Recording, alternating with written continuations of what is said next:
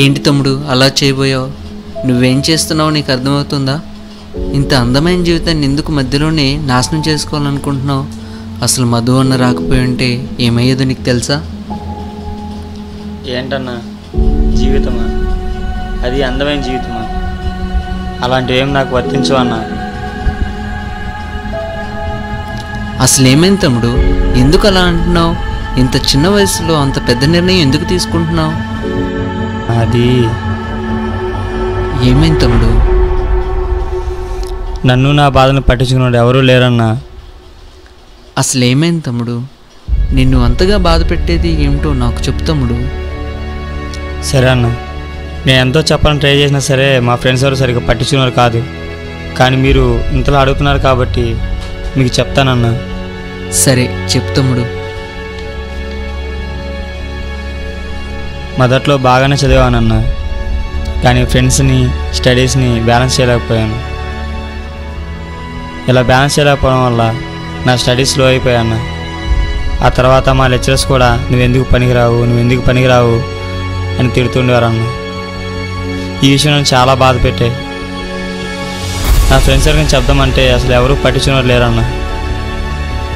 మీ హాస్టల్లో ఫ్రెండ్స్ ఉంటారు కదా, వారితో ఏం చెప్పడానికి ట్రై చేయలేదా తమ్ముడు? హాస్టల్లో ఫ్రెండ్స్ కూడా చెప్పడానికి ట్రై చేశానన్న, కానీ వారు నన్ను నాలోని బాధను అర్థం చేసుకోలేక చాలా చులకనగా చూసేవారన్న. వాళ్ళు చేసే ఆ పనులు నన్ను ఇంకా బాధ పెట్టాయన్న. మరి ఎప్పుడైనా దేవుని సేవ చేసే విశ్వాసులతో ఎప్పుడైనా చెప్పడానికి ట్రై చేసావా? ఏం చెప్పమంటారన్న? ఎప్పుడు చూసినా నువ్వు అలా ఉండాలి, నువ్వు ఇలా ఉండాలి, నువ్వు పాపివి అంటుంటారు తప్ప మా బాధల్ని కరెక్ట్గా అడిగి వాటికి సమాధానం చెప్పే సమయం వాళ్ళకి లేదన్నా.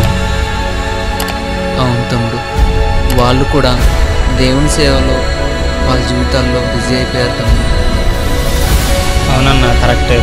కానీ ఈ రోజుల్లో మాకు కావాల్సింది కేవలం ప్రసంగాలు మాత్రమే కాదన్నా. మా బాధలు వినడానికి కొంచెం సమయం కేటాయిస్తే చాలన్నా. సరే తమ్ముడు, ఆ విషయాలు మనం ఏం చేయలేం. ఎప్పటి నుంచి అయినా నీకంటూ ఒక అన్న ఉన్నాడని గుర్తుంచుకో. థ్యాంక్స్ అన్న.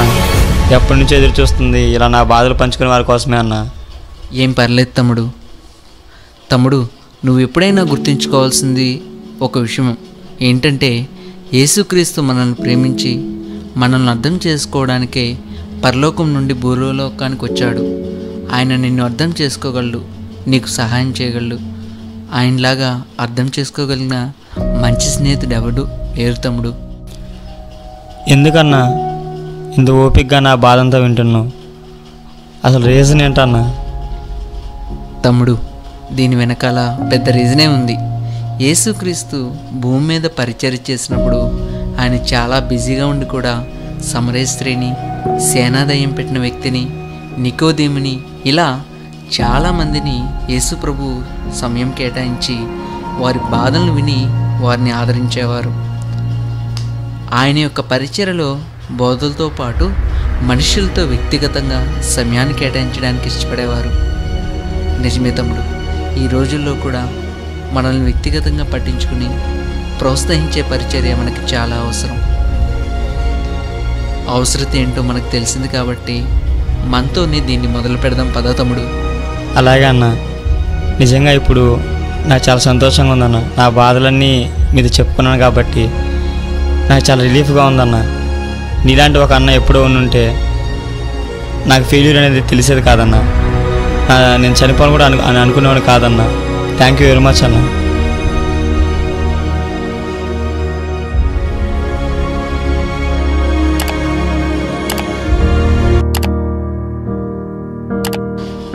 నిజమే, ఈ పర్సనల్ కేర్ లేక అనేక మంది ఆత్మహత్య చేసుకుంటూ ఉన్నారు.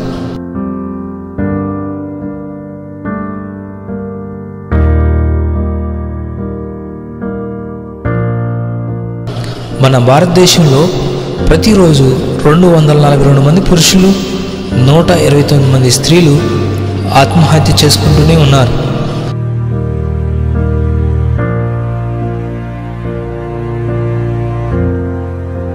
గత కొద్ది సంవత్సరాలుగా కొన్ని దేశాలలో ఈ ఆత్మహత్య చేసుకునే వారి శాతం 60% పెరుగుతుంది.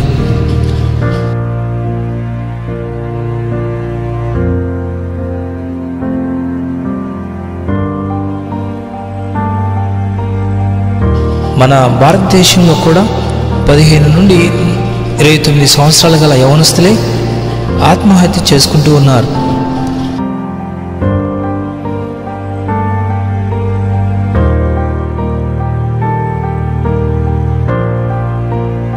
ప్రతి ఆత్మహత్య వెనుక కనీసం 20 సార్లైనా ఈ చనిపోవటానికి ప్రయత్నాలు చేస్తూనే ఉన్నారు.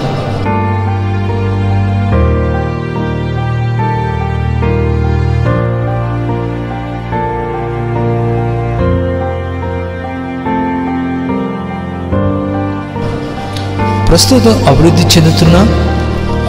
చెందిన దేశాలలో యవనస్తులు ఈ ఆత్మహత్య అనే బహు ప్రమాదంలో పడి ఉన్నారు.